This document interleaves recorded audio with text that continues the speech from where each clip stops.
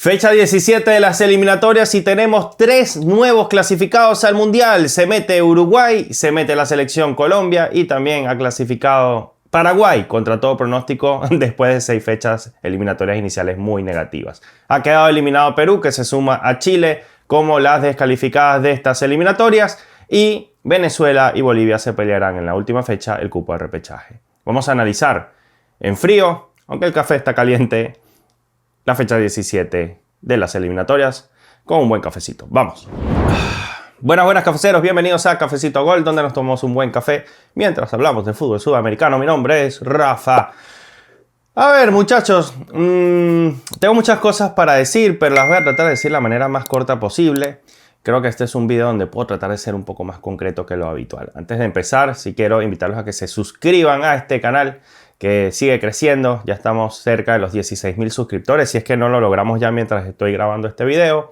Muy contentos porque este canal ni siquiera ha cumplido 2 años y no hemos parado de crecer. Además tenemos nuestro canal de videos documentales de fútbol, vayan a verlo. Ya tenemos un documental de Paraguay, un documental de Ecuador y un documental sobre la altura de Bolivia. Además viene la parte 2 de Paraguay, de ese documental, para hablar de la clasificación ya oficial de la albirroja. Y es por eso que quiero empezar justamente con Paraguay y Ecuador. Partido que ha quedado 0-0, un pronóstico que di en mis predicciones, ¿no? Dije que iba a quedar el partido 0-0. Ha rescatado un punto histórico a la selección ecuatoriana en tierra albirroja, nunca lo había podido hacer y al fin se le da, Una selección ecuatoriana que acumula 4 partidos consecutivos sin recibir gol, pero una selección ecuatoriana que, hay que decirlo también, tiene 4 partidos consecutivos sin marcar un gol. Tiene 4 0-0 consecutivos. Si usted quiere salir 0-0, juegue contra la selección ecuatoriana. Pero era previsible, este es un partido donde hay 2 defensas muy sólidas, muy sólidas. Fue muy difícil llegar al arco contrario para ambos y salvo un remate desde larga distancia que pegó en el palo de Andrés Cubas, el paraguayo, más allá de eso no hubo demasiadas oportunidades. Sí tuvo un par de salvadas Galíndez, quien para mí es el mejor arquero de estas eliminatorias, por lejos. Es el tipo que menos goles ha recibido. Muy pocos goles ha recibido Galíndez. Me atrevería a decir que ha recibido solo 2 o 1. Ecuador tiene un total de 12 vallas invictas en 17 partidos, una demencia. Yo no sé si hay algo similar en la historia de las eliminatorias. La defensa es de élite y el arquero ha contribuido mucho con ello. Hay que decir que sí, en los primeros 6 partidos de eliminatoria, Ecuador estuvo rotando arqueros entre Moisés Ramírez, estuvo Galíndez. No sé si en las primeras 6 fechas estuvo Galíndez, o al menos estuvo convocado. En fin, Ecuador no tuvo mucha claridad sobre quién debía ser el arquero. Y en la fecha pasada, en la doble fecha anterior, estuvo Gonzalo Valle, como alternativa. Pero Galíndez, cuando ha estado sano, lo ha hecho de manera impecable. Y ayer no fue la excepción. Pero se llegaron poco al área.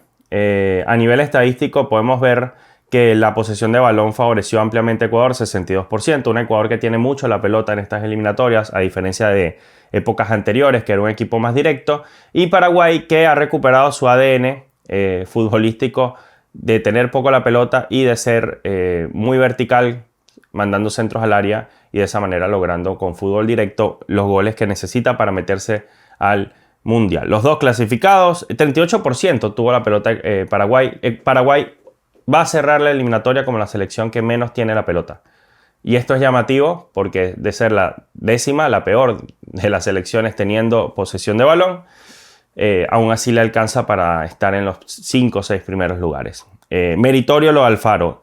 Hablando de los rendimientos, pudimos ver que Paraguay salió con un 4-4-2, metiendo un segundo delantero. Estuvo Ronaldo Martínez como segunda punta acompañando a Sanabria.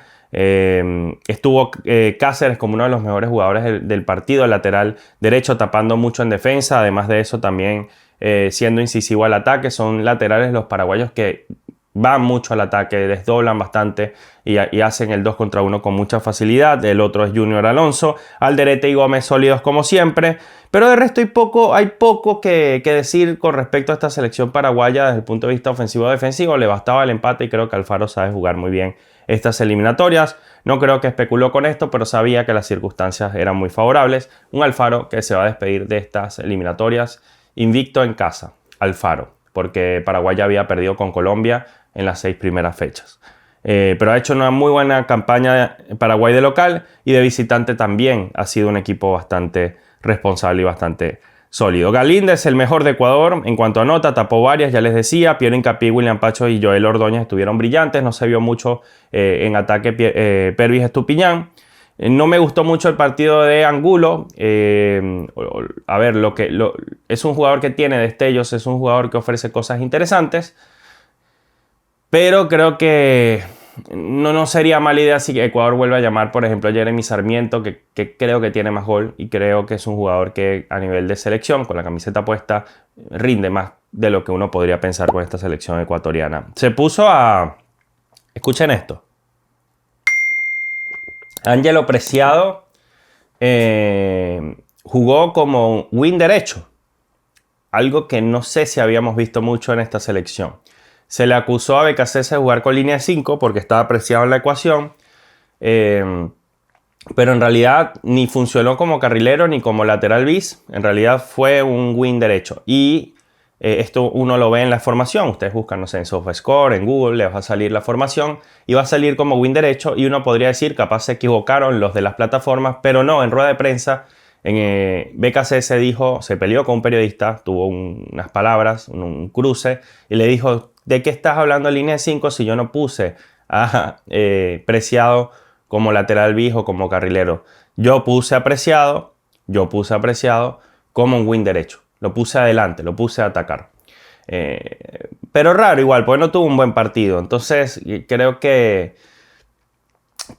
sí es un empate histórico, pero siento que la prensa ecuatoriana sigue molesta con el técnico BKC, sigue inconforme porque también hay que decir que sin gol tú no llegas a ningún lado en una competición. A ver, BKC ha dicho, le bajó la vara a Ecuador. Recuerden que Caicedo había dicho tras ganar el Mundial de Clubes que querían ganar el Mundial de Fútbol y aunque suena muy loco y disparatado, pues los jugadores deben tener esa ambición para hacer crecer a un país, si no, ¿cuándo se la van a creer? Y aunque todos sepamos que es prácticamente imposible, Ecuador tiene buen equipo como para al menos creérsela e ir a pelear varios partidos contra los grandes. ¿Por qué no? Lo más probable es que no lo logren, pero tienen que creérselo. Entonces, si el entrenador no cree en sus jugadores y dice en rueda de prensa, como dijo, esto es peligroso, se están creando expectativas que no deberían, tú estás quitándole a los jugadores la palabra y los estás dejando como unos exagerados, dijo BKC. Todo el que piense que vamos a ganar el Mundial es un exagerado y me parece peligroso. Yo creo que esas son declaraciones bastante mediocres de un DT que no han caído para nada bien en Ecuador. Sí se ha portado muy bien desde el punto de vista resultadista BKC, ha sacado muchos puntos. Creo que en Ecuador están siendo quizás demasiado exigentes con lo que se le pide a una selección que ha logrado muchísimos puntos y que si le gana a Argentina va a ser las mejores eliminatorias de su historia. Van a ser 32 puntos, obviamente los -3 los dejarían con 29, pero harían 32 puntos superando la eliminatoria del 2002 con el bolillo. Y yo creo que eso es meritorio, muchachos. También hay que bajarle un poco a la crítica, siento yo. Pero entiendo muy bien que hay molestias porque se siente que con este entrenador se pueden volver temprano del Mundial. Y yo estaría un poco preocupado también porque las palabras delatan muchas veces las intenciones o las inseguridades y un técnico que te dice yo no voy a pelear por el Mundial porque eso es imposible y peligroso pensar que lo podemos lograr y hay que bajar las expectativas. Sí es responsable, sí es realista, pero hay cosas que es mejor no decir. Yo creo que se pueden manejar de una manera más inteligente porque pecas de parecer mediocre. Nada, 0-0. Rescatada la eliminatoria de la selección paraguaya de la nada, de haber hecho 5 puntos en las primeras 6 fechas a hacer 25 hasta ahora. 20 puntos hizo Alfaro. Alfaro hizo más puntos, por ejemplo, que el Bocha Batista, que ya vamos a hablar de eso, que la selección de Venezuela en 11 partidos, mientras el Bocha ha tenido 17. Y aún así Alfaro lo superó en puntos. Hizo 20 puntos Alfaro y Venezuela en 17 fechas ha hecho 18. Para que tengan una idea, ¿no?, de lo que ha hecho Paraguay de Gustavo Alfaro. Sin embargo, bueno, supongo que es agridulce el empate porque sí, se clasifica al Mundial, todos alegres, pero por allí preocupa que ya Paraguay tiene 2 fechas sin ganar, ¿no? Perdió en Brasil y ahora empata en casa contra Ecuador, siendo que nunca Ecuador había empatado ni sacado un punto en Defensor del Chaco. Argentina-Venezuela. Me voy a sacar este partido rápido y voy a decir voy a decir algunas cosas. que quiero que se interpreten de la mejor manera posible. Número 1, Argentina es la campeona del mundo. Argentina es la mejor selección del mundo para mí, hace rato. Esta selección, cuidado, y no es de las mejores selecciones de la historia del fútbol, por lo que ha logrado, por cómo juegan, por cómo le ganan a rivales como Brasil en Brasil, algo que nunca había pasado. Después lo aplastan 4-1 jugando en Buenos Aires. Es decir, Brasil perdió 4-1 en Buenos Aires. ¿Es lógico que Venezuela pierda 3-0 en Buenos Aires? Sí, sí es lógico. Sin embargo, hay que decir que esta selección argentina, jugándose un homenaje por Messi, más allá de eso no se jugaba nada, mostró más actitud en la cancha otra vez que la selección venezolana que se está jugando el todo por el todo. Venezuela, que uno pide que asuma protagonismo, que muestre garra en cancha, actitud, porque fútbol está faltando y difícilmente lo vamos a conseguir. Venezuela ayer recibe los 2 primeros goles, pero con unos errores infantiles pero tremendos. Número 1, sí, se resbala Savarino, qué mala suerte, pero qué raro que siempre la mala suerte le pase a los nuestros. Y esto no es una cuestión de pesimismo, ay Dios mío, qué nube negra el venezolano que siempre le pasan las cosas malas a él. No, no es una cuestión de victimismo, es todo lo contrario. Es que justamente tú te resbalas porque en esa zona de la cancha intentaste recibir y girar para buscar un pase en ventaja. Amigo, estás jugando contra la selección campeona del mundo. Tienen 3 mediocampistas tremendos. Tú te vas a poner a inventar con el balón allí, siendo que por la derecha tenías a Navarro para pasarle el balón, o por la izquierda, digamos. Si ustedes congelan la jugada, cuando está recibiendo Savarino, tiene claro pase de primera para Navarro. Claramente un youtuber acá diciendo eso suena como, ay sí, pero ¿por qué no lo haces tú? Porque yo no estoy en la cancha. Y porque como nosotros nos divertimos hablando de fútbol, palabras más, palabras menos, somos fanáticos y ya. Mi caso, creador de contenido, por amor y ya, por hobby, yo estoy diciendo lo que estoy viendo. Yo estoy viendo que había un pase claro y Savarino giró. ¿Y qué pasó? Con la presión, usted se resbaló en una zona del campo donde esos errores cuestan muchísimo. Y mi problema con Savarino, jugador que amo, que sigo y que veo siempre todos sus partidos, que respeto, que aprecio y que sigo esperando su mejor partido con selección, que no llegó ayer. El problema no es que te caiga, el problema es que hemos visto el video con la perspectiva donde Savarino se cae y se queda viendo la jugada hasta que termina en gol, en el piso. ¿Qué pasa si Venezuela roba la pelota después de que Savarino se cae? Como haría Argentina, por ejemplo. ¿Qué pasa? ¿Te quedarías tirado en el piso también? Amigo, párate, loco, párate, sal a correr. Sale a correr, y esto no es primera vez que lo veo, lo vi en Paraguay, ya yo se lo he dicho 1000 veces. Fui a Paraguay a ver cómo Yangel Herrera se quedó viendo cómo le pasaba Miguel Almirón, creo que fue, o Enciso, uno de esos, de los rapiditos. Y después de que lo regateó y lo dribló y lo dejó, Yangel no corrió más y se quedó viendo la jugada hasta el final, y así llegó el primer gol, porque además Aramburu por esa zona no tuvo respaldo. Y Machís, esto nace de una jugada en la que Aramburu y Machís van muy arriba también, descarrilados, y después no vuelven a tiempo. O sea, estamos cansados de ver cómo los jugadores de la Vinotinto se hacen muchas veces los goles solos. Recordemos Cáceres dando el balón atrás contra Ecuador, si no ese partido hubiera quedado empatado. Inicio del segundo tiempo. Esta vez nos hacen el primer gol otra vez antes de terminar el primer tiempo. El gol que nos hace, sí, que fue falta, que el árbitro, lo que ustedes quieran, muchachos, pero tras reanudación y luego del árbitro haber dado la falta, Messi se avivó en su partido de despedida y le puso un pase perfecto no me acuerdo quién da la asistencia para que haga el gol Lautaro Martínez, el segundo gol. Se avivaron los argentinos y los venezolanos tragando mosca. Punto. Ay, qué vivos son. Sí, ustedes están dormidos. Y se supone que los que quieren ir al Mundial y los que querían arruinar el Messi Palusa éramos nosotros. Entonces, ahí es donde ustedes ven que una selección es campeona del mundo. Siempre se juega algo, así esté en un partido amistoso, así sea el honor. Y a los nuestros les falta. Yo sí creo que hay grandes posibilidades de clasificar al Mundial. Si se cierra la cosa bien contra Colombia, Colombia sí llega clasificada, si le baja un poco a la velocidad y los venezolanos se la creen, vamos a estar en el repechaje, pero no quiero ver estos errores actitudinales una vez más porque entonces no nos va a alcanzar salvo que Brasil nos haga el favor. Partidazo de Messi. 4-2-2-2, salió Argentina. Messi como segunda punta acompañando a Julián, pero Messi retrocede, Messi va de extremo. sigue siendo una leyenda. Está un poco peleón, si es verdad, el capitán está un poco peleón. Por allí quiere buscar siempre como pelear con alguien. No sé qué le está pasando. Incluso he leído mucha gente desde Argentina, muchos tuiteros, que por allí dicen, creo que está exagerando un poco Messi con las peleas con los rivales. Pero bueno, Messi es un tipo que más allá de que esté hablando poco o mucho o más que antes, porque antes se le pedía actitud, creo que ahora más bien le sobra. Messi es impresionante, loco. O sea, sigue siendo el mejor jugador de la selección. Esa selección es espectacular. Y el tipo que es mejor de todos es Messi. Sigue siendo Messi. Lo dije en el partido contra Colombia. Es impresionante lo que juega este tipo. Y mire, puede jugar en la liga... puede jugar en la liga de Nueva Caledonia. E igual el tipo va a hacer lo que le dé la gana en cancha. 2 goles.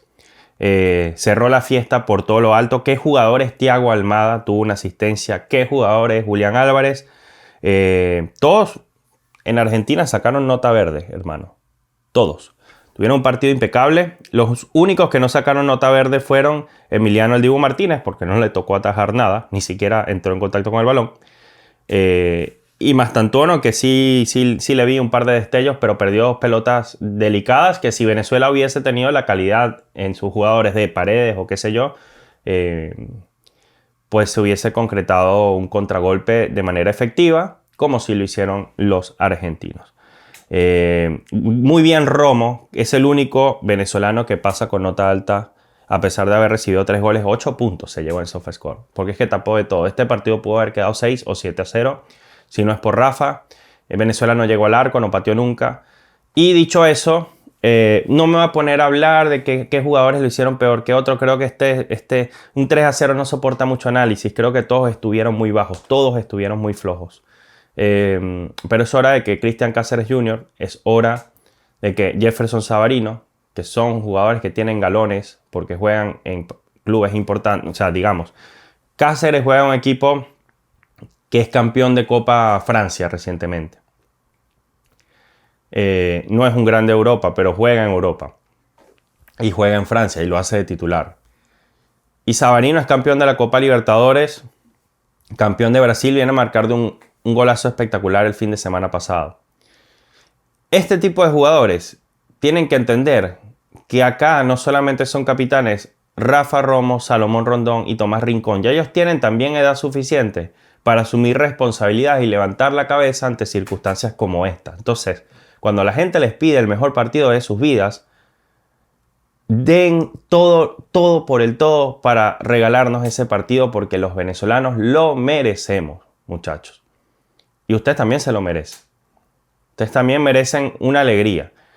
Entonces, contra Colombia vayan a buscar ese mejor partido de sus vidas, sobre todo estos 2 jugadores que a mí me parecen muy buenos y que sin duda alguna no han demostrado suficiente calidad en los últimos partidos. Y esto va también con John Aramburu, que ha bajado mucho su nivel con selección.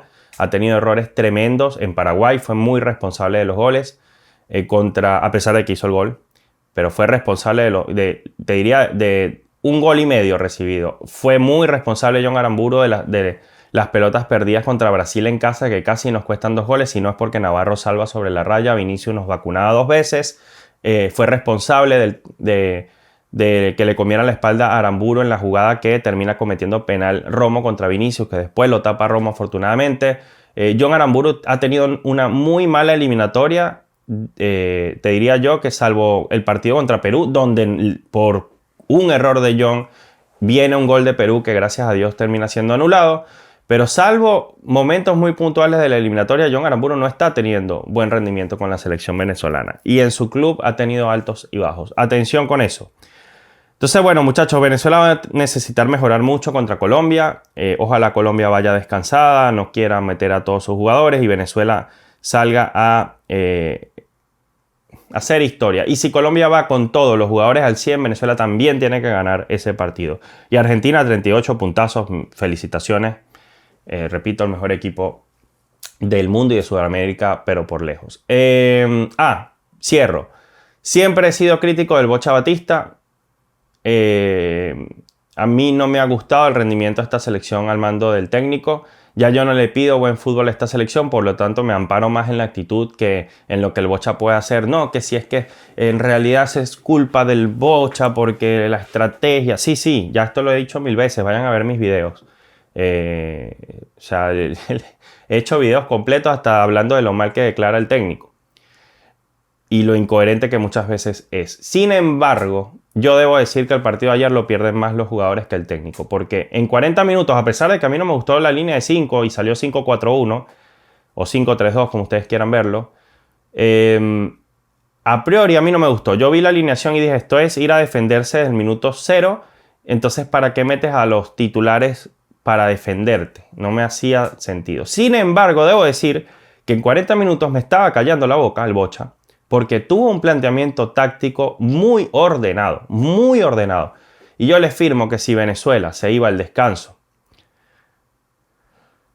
con el 0-0 y después en 10 minutos Venezuela te aguantaba el resultado, puede que las probabilidades de Venezuela de sacar un punto hubiesen aumentado del 5% o del 1% al 25%. No te digo que iba a empatar, menos ganar, pero pudo haber sacado algo Venezuela si mantenía esa concentración y si además se atrevió un poquito más al ataque. A mí al final me termina pareciendo que todo se derrumba por el error personal de Savarino, después muy mal defendida la jugada por la defensa, un Macún que retrocede mal, que obviamente no le da para competirle a un Julián Álvarez, que se lo tragó vivo, y Messi que define, como no define muchas veces los nuestros, porque Messi es Messi, lo tenemos claro. Amo a mi vino tinto, muchachos. Vamos que el martes se va a poder. Bueno, rapidito, vamos ahora con... perdón. Entonces, ¿por qué decía esto del Bocha? Sencillamente porque a mí me parece que siempre le pegamos al DT, pero los analistas, creadores de contenido, periodistas, el hincha común, también en Venezuela tienen que empezar a responsabilizar a los jugadores. También. Porque el técnico tiene, y su cuerpo técnico tiene... en Venezuela una responsabilidad del 70%, del 60%, del 50%, lo que ustedes quieran, porque son los que mandan, son los que no han transmitido correctamente las palabras para cambiar la actitud del jugador, aunque nos digan lo contrario, porque no se ve en cancha, son los que no han hecho variantes suficientes para que esta Venezuela cambie después de Copa América, cuando todo el mundo ya tiene detectado nuestro juego. Es verdad, el cuerpo técnico tiene mucha responsabilidad, es bastante culpable, pero los jugadores pierden partidos también. Porque el error de Cáceres contra Ecuador, porque el error de Cáceres contra Uruguay, el error de Yangel contra Uruguay, los errores de Yangel, Aramburu, Machí, Ferraresi contra la selección paraguaya, los errores de Navarro, de Soteldo, de Rincón contra la selección chilena, y los errores de Savarino y de toda la selección dormida contra Argentina en el segundo gol para terminar de romper el partido, no son errores del técnico, también son errores de los jugadores. Así que creo que como sociedad también futbolera, que queremos crecer, los venezolanos tenemos que empezar a señalar también las responsabilidades de los jugadores. Porque en otros países, con mayor cultura futbolística, sí se hace. Y en el béisbol en Venezuela, a nadie le tiembla el pulso para señalar la responsabilidad de los jugadores. Se señalan a los managers, pero también a los jugadores. Porque en Venezuela hay mucha cultura beisbolera y eso lo sabemos. Y si bien hemos crecido mucho a nivel futbolístico, bastante diría yo, nos falta. Y muchas veces somos alcahuetas. O de los técnicos o de los jugadores. Y creo que los dos tienen responsabilidad. Bueno, Uruguay-Perú. Muchachos, quiero destacar tremendamente la mejoría de esta selección uruguaya a partir del encuentro contra Venezuela. Le gana sólidamente a la Vinotinto, luego le mete este 3-0 a la selección peruana y se clasifica al Mundial. Felicitaciones, amigos de la Celeste. Ay, qué loco. Yo dije que iba a hablar poco, ya este video va a durar como una hora, ya lo vi. Pero bueno, me gusta, muchachos, ¿qué vamos a hacer? Ha mejorado gracias al aporte que ha dado Georgian de Arrascaeta a esta selección que al fin empieza a brillar con Uruguay. Asume la responsabilidad de ser ese jugador que vemos en Flamengo, que la está rompiendo, que nuevamente está siendo el mejor jugador del torneo brasileño en esta temporada, ya lo ha sido 1000 veces, y la está descosiendo con Flamengo. O sea, es ampliamente el mejor jugador de la liga brasileña hoy por hoy, y esto se notó en este partido contra Perú. 8.7 su nota, tuvo un gol, tuvo varias ocasiones generadas por él solito. Pudo haber marcado 2 o 3 goles. Pero bueno, no es delantero, al final no está para eso. Y en el medio campo estuvo impecable Arrascaeta. De verdad que golazo hizo al minuto 58 para marcar el 2-0. Si Arrascaeta está así en el Mundial, esta selección va a crecer bastante. Va a crecer bastante. Se ve nuevamente este equipo de Bielsa como en los primeros tiempos de la eliminatoria, que arrasó con todo, que le metió 3-1 a Chile empezando, después le ganó a Argentina a la Bombonera, que esta selección se veía prácticamente invencible, que le ganó a Brasil. Ojo, porque además tenían muchas bajas y aún así jugaron muy buen fútbol y aplastaron a una Perú que ya está eliminada con este resultado. Brilló Aguirre, qué buen 9 es Aguirre. Ojo Darwin Núñez, que se ha ido a la Liga Árabe, y ojo, no pierde terreno un delanterazo como Darwin ante un delantero que ha encontrado Bielsa, que es muy delantero de Bielsa. Es decir, no es el tipo fuerte, nada más, y que es rápido y que cabecea. No solo es un killer del área. Es un tipo que también sale, se junta con el 10, va y juega o se le acerca a los mediocampistas mixtos. Es un tipo que se puede tirar por una banda, es rápido, es potente, también tiene juego aéreo, hace un gol de cabeza ayer. Y miren que Aguirre ha sido una sorpresa agradable, el mejor jugador según SofaScore del partido. Después Bentancur, Valverde, Piquerés, Olivera, Cáceres, Varela y Rochet tuvieron todos muy buena nota. La nota más baja fue de Pelistri, que no viene bien últimamente, pero bueno, es un jugador que le sirve mucho a Bielsa para generar verticalidad y rapidez por las bandas. Perú, mal. Creo que Ibáñez, salvo que gane el último partido, no va a ser considerado para mantenerse como técnico en la selección peruana. Ha tenido sus cosas buenas, sus cosas negativas, pero no le ganó a Ecuador. Muy difícil ganarle a Ecuador, hay que decirlo. En casa no pudo. Sí le ganó a Bolivia, pero con algunas dudas en ese partido. Después fue a Venezuela y compitió, pero por detalles termina quedándose fuera, o sea, perdiendo el partido Perú. Veo un problema de recambio en la selección peruana. Sí hay nombres como Kenji Cabrera, como Quevedo, pero aún así creo que a esta selección ecuatoriana le falta algo de talento. Algo que sí veo más en la selección chilena. Hay que ver cómo logra el recambio Perú, porque la verdad es que no veo por dónde lo vaya a lograr rápidamente. Algo que puede tener Perú a favor es que está teniendo muy buenos resultados a través de algunos clubes en competencias internacionales y por allí podría encontrar talento. Yo lo sumaría cuanto antes a la selección. Cosa que sí hizo Chile, muchachos, penúltimo partido del que vamos a hablar, tiene la selección más joven de las eliminatorias a partir de ahora, 24,1 años, pero ayer se enfrentó a Brasil. Y Brasil ayer hizo la mayor... Miren, Brasil le gana 3-0 a Chile en el Maracaná. Y aunque por minutos, 50, 60, 70 minutos, fue una selección que incluso fue pitada y abuchada por algunos fanáticos porque estaba siendo medio espesa, etc. A partir del minuto 65, 70, se destapó a jugar contra Chile, pero con el juego bonito, más juego bonito que yo no había visto en los últimos 5 años, para no exagerar. Cañitos, bicicleta, un gol de bicicleta de Estebao, por cierto. Esteban, ya me dijeron que se dice Esteban prácticamente. No es Estebao. Cañitos, bicicleta, sombrerito, hubo un sombrerito espectacular, creo que lo hizo Rafinha. Desborde, le pegaban todos desde afuera, llegaban todos, hubo... Uno de los goles fue porque se barrió un chileno y el brasileño con un toquecito levantó la pelota. Espectacular, o sea, espectacular. Esta Brasil sí mete miedo. Y faltaron jugadores. No está Vinicius, no está Rodrigo, no está Hendrick, no está Neymar, imagínense.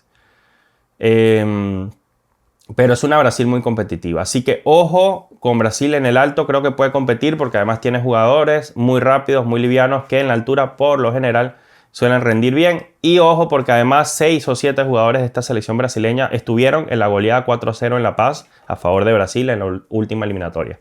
Fue en La Paz, fue de noche, pero fue en La Paz, no fue en el alto, hay que decirlo. Hay muchas diferencias de altitud, sí, pero estos chamos saben jugar, o sea, Paquetá, Alisson, Marquinhos, creo que Marquinhos también estuvo, sí. Creo que Gabriel Magalhães también.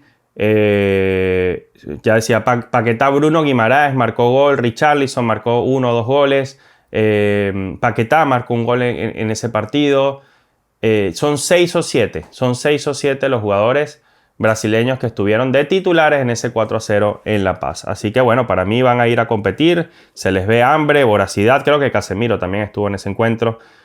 Martinelli estuvo en ese partido también, aunque no fue titular. Estoy hablando de jugadores que estuvieron en aquella oportunidad en La Paz. Bueno, a Chile le pasa por encima. Una Chile que aguantó bien algunos minutos. Luego, tras el 1-0, intentó hacer lo que pudo. Le habían expulsado a un jugador, a Maripán, pero después el árbitro se da cuenta que había cometido un error, el árbitro venezolano, y le quita la roja.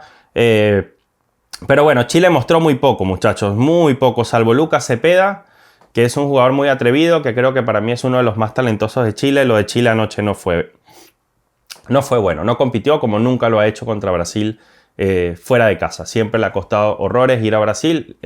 Se nubla en este tipo de escenarios y vuelve a perder 3-0. Hay que ver, empieza muy mal Nicolás Córdoba. Hay que ver si el técnico interino de Chile puede sacar un buen resultado ante Uruguay. Para mí, si le gana 2-0 Uruguay, se queda. Si le gana 1-0 jugando mal, se va. Si le gana 1-0 jugando bien contra Uruguay, se puede considerar la permanencia de este técnico. Habría que verlo en partidos amistosos de octubre y noviembre. Pero se juega mucho este interino en el siguiente partido contra la selección uruguaya. Hay que ver qué ofrece esta selección chilena, que sí tiene mucho talento, sí debo decirlo, pero es un talento muy joven y es un talento que tiene que ser trabajado por alguien, a mi parecer, experto. Y quiero cerrar con el Colombia contra Bolivia. Una Colombia que clasifica al Mundial. Mis felicitaciones al equipo colombiano, todo con nota verde. Han hecho un gran partido a partir del minuto 31, a partir del gol. De resto, creo que es una selección abismalmente superior a la boliviana, como también es superior a la venezolana, por ejemplo, como también es superior a la peruana y la chilena, sin duda. Sin embargo, creo que ayer Colombia tuvo nervios para tratar de marcar en los primeros minutos. Le costó mucho. John Córdoba se comió 2 o 3 jugadas otra vez al principio. Se comió unos goles cantados nuevamente y pensamos que no iba a marcar nunca este jugador. Y volvió a marcar John Córdoba en el minuto 74. Pero bueno, el marcador lo abrió James. Amigos, no pueden sentar a James. Ha influido en una cantidad loca de goles en estas eliminatorias. Creo que 3 goles. Miren, James tiene 3 goles y creo que 5 asistencias. 8 goles ha aportado James a esta selección. Sin James en cancha, esta selección Colombia estuviera sufriendo más de lo que ustedes pueden creer. Así que este jugador ha llevado por tercera vez a Colombia a un mundial. Y es una locura, muchachos. Es una locura lo que juega cuando se pone la camiseta de la selección Colombia. No es para nada el jugador de club. Es un jugador tremendo con esta camiseta. O sea, toca de taquito, manda unos pases pero con una precisión absurda. Tiene gol. El gol es un golazo de primera. Estuvo bien Luis Díaz también. Tuvo una muy buena asistencia. Llegó con peligro. Córdoba se quitó la sal marcando el gol. Bien Colombia. Bien Colombia. Y cierra un golazo de Juanfer Quintero, elaborado con Luis Díaz, justamente lo que les decía.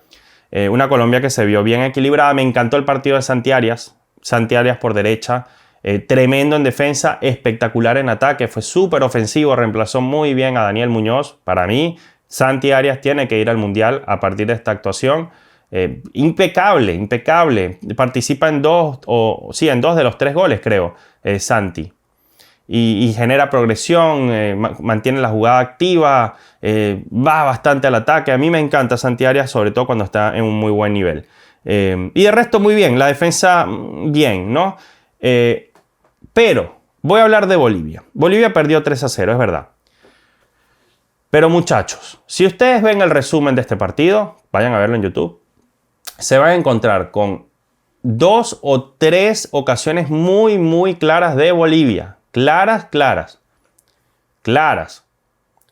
Vimos a una Bolivia atrevida que pisó bastante el área colombiana, que en momentos puso en aprietos a Colombia, que al minuto 69-70, cuando el partido estaba 1-0, tuvieron la del empate, pero cerquísima, muchachos, cerquísima. Creo que fue Villamil el que falla 1 o 2 jugadas de gol. Miren, grandes ocasiones para cada selección. 3 ocasiones para Colombia claras, las 3 las marcó.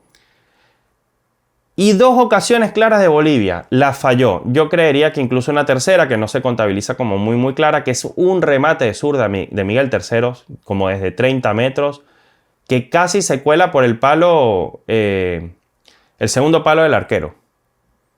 O el primer palo en realidad. Sí, el primer palo del arquero. El arquero descuidó el primer palo, se puso al otro lado pensando que iba a haber un centro. Y Miguel Terceros casi hace un golazo de antología, muchachos. Iba a ser un golazo, un golazo. Con atrevimiento fue Bolivia, lo buscó. Yo he dicho en varias ocasiones que ciertamente creo que la altura favorece mucho a esta selección boliviana, que saca una ventaja tremenda de muchas selecciones, que sí creo que está por debajo en nivel que Venezuela. Yo mantengo eso.